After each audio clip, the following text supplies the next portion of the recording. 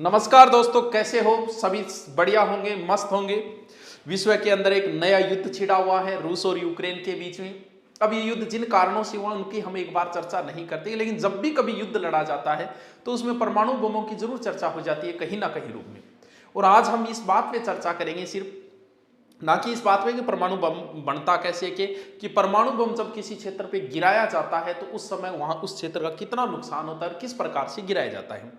वर्तमान में हम देखिए तो हो सकता है हमारे प्राचीन धर्म ग्रंथों में जो ब्रह्मास्त्र नाम का हथियार बताया गया, जो जितना विध्वंस बताया गया है हमारे शास्त्रों में ब्रह्मास्त्र को, क्योंकि वो कुछ ही लोगों के पास हुआ करता था ब्रह्मास्त्र नामक का हथियार।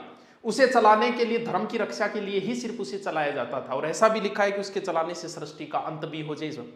उसी प्रकार की शक्ति वर्तमान में परमाणु बम की है। वैसे तो हाइड्रोजन बम ज्यादा खतरनाक होता है, लेकिन फिर भी परमाणु बम की वही है।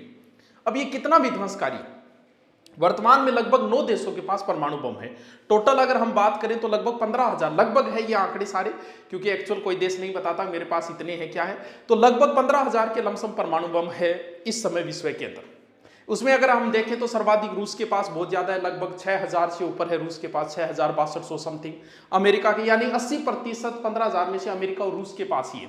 अमेरिका के पास लगभग 5500 से लगभग मान लो कि 5800 के मध्य है। भारत, पाकिस्तान और चाइना के पास टोटल तीनों को मिलाए लगभग 600 के लगभग परमाणु हथियार है। भारत में वर्तमान में लगभग हम मानो 156 या 160 के लमसम परमाणु हथियार है। पाकिस्तान के पास थोड़े से ज्यादा है, 10-15। चीन के पास लगभग 300 350 है, लगभग 350 के समथिंग। क्योंकि अगर तीनों देश अगर आपस में लड़े परमाणुओं से, भारत, पाकिस्तान और चाइना, मान लो कि लड़े, परमाणु बम हो जाए, क्या सिचुएशन कभी कुछ पैदा हो सकती है। तो पाकिस्तान पूरा नष्ट हो जाएगा परमाणु से, और भारत के भी चांसेस है। चाइना थोड़ा बहुत बच सकता है क्योंकि उसका क्षेत्रफल थोड़ा ज्यादा है उस हिसाब से। बाकी पाकिस्तान के पास ज्यादा होना जरूरी है क्योंकि भारत का क्षेत्रफल बड़ा है। परमाणु बम कहां गिराए जाते? सबसे पहले परमाणु बम कभी कोई छोटे क्षेत्र पे नहीं गिराए जाते। परमाणु बम उस देश की मेन जो क्षेत्र, मेन राजधानियां, बड़े बड़े क्षेत्र, जैसे पाकिस्तान अगर भारत के ऊपर गिराएगा तो भारत के 4 महानगरों को वो टारगेट करेगा। सबसे पहले दिल्ली को ही टारगेट करेगा। दिल्ली पे परमाणु, वहां से कोई मिसाइल ना सके, इसलिए बीच में बहुत सारे केंद्र बना रखे उन्हें रोकने के लिए। तो क्योंकि राजधानी पे गिरती देश टूट जाता है। हम अगर गिराएंगे पाकिस्तान के तो लाहौर, कराची वगैरह उन क्षेत्रों पे के ऊपर परमाणु बम गिराए जाएंगे। अब बात आती है कि गिराया जाए तो ये कितना विध्वंसकारी होता है, किस प्रकार से गिराया जाता होगा। तो सबसे पहले हम विध्वंस कितना होगा इसका, इसके लिए हम एक बहुत पुराने इतिहास के अंदर चलते हैं, क्योंकि आज तक पहली लास्ट बार इनका 2 बार ही प्रयोग किया गया था। तो 2 बार प्रयोग किसने किया था? तो वही बात, अमेरिका ने किया था, जापान के ऊपर इस परमाणु बम का प्रयोग किया था। तो कुल कितने इनकी हम चर्चा कर ली।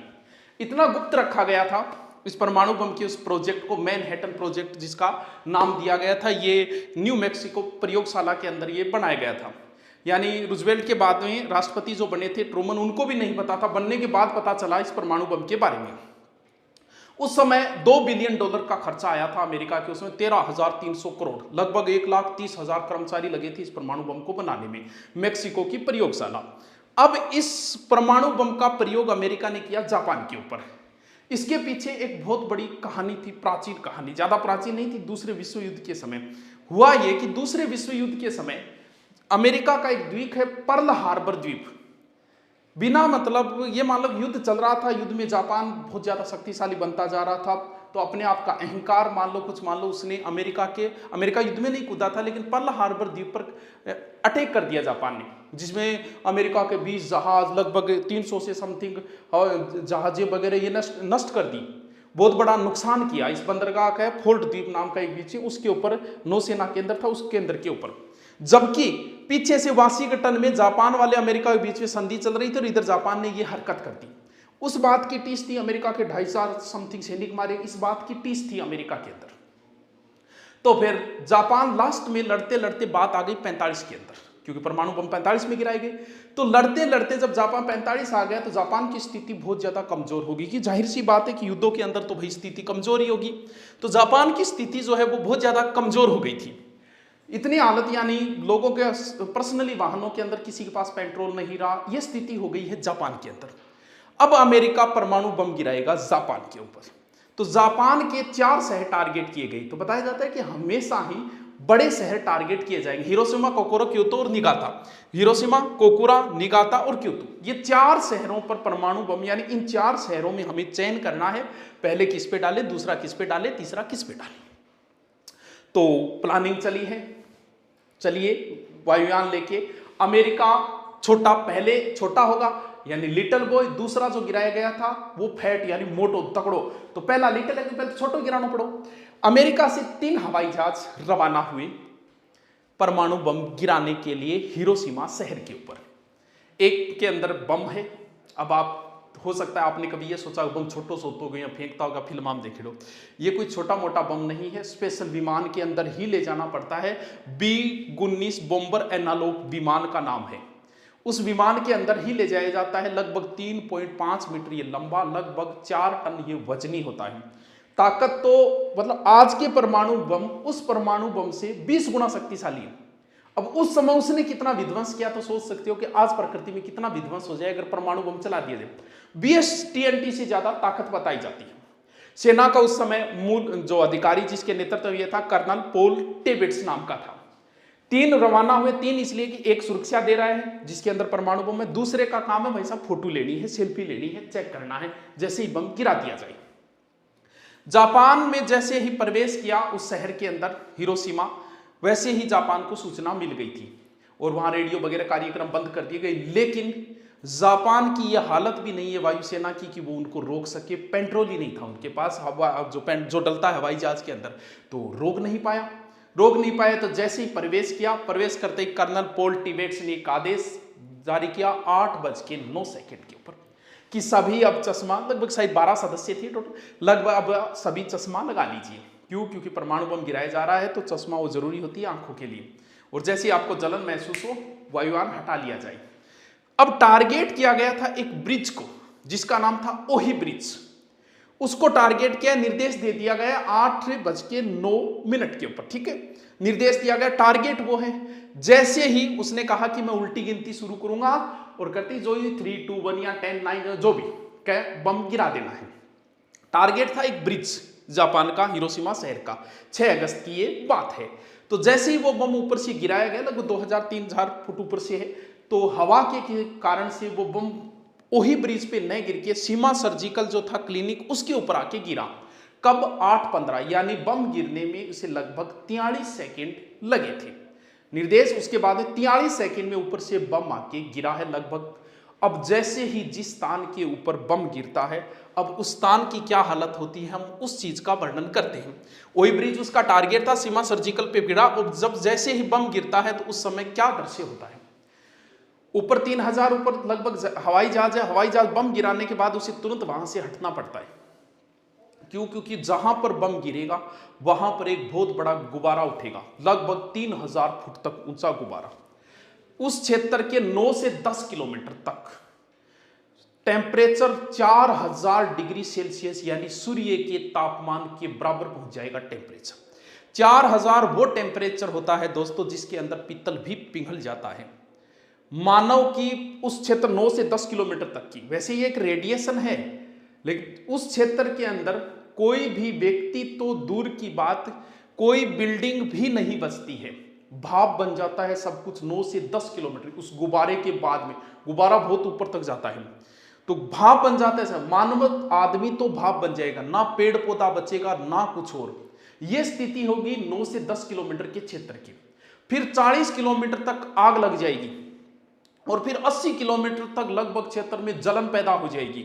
यानी उस सेकंड में 1 मिनट के अंदर अंदर जापान में लगभग 80 से 90 हजार लोग मारे गए थे, मात्र 1 मिनट के अंडर अंडर बम गिराने के बाद में। ये 1 मिनट की स्थिति बताई गई है और आज के तो उससे 20 गुना ताकतवर है। आज तो अमेरिका जैसे देशों के पास ऐसे ऐसे परमाणु बम है कि इस सृष्टि को सैकड़ों बार नष्ट किया जा सकता है। अब जैसे ही उस समय सोतासो नाकाबारा, जिसने ये लाइव दृश्य देखा था, क्यों ये एक पत्रकार था उस समय, और ये हिरोशिमा शहर से बाहर अपने मित्रों के पास पार्टी सार्टी कर रहा था। बोले यार सुबह चले जाना यार, बैठा है रात रात। और सुबह ये दृश्य जब उसने सूचना दी थी ना, तो मानी नहीं, क्योंकि लोगों को पहली बार प्रयोग किया गया। अमेरिका ने इसे गुप्त रखा था, परमाणु बम के बना लिए हमने।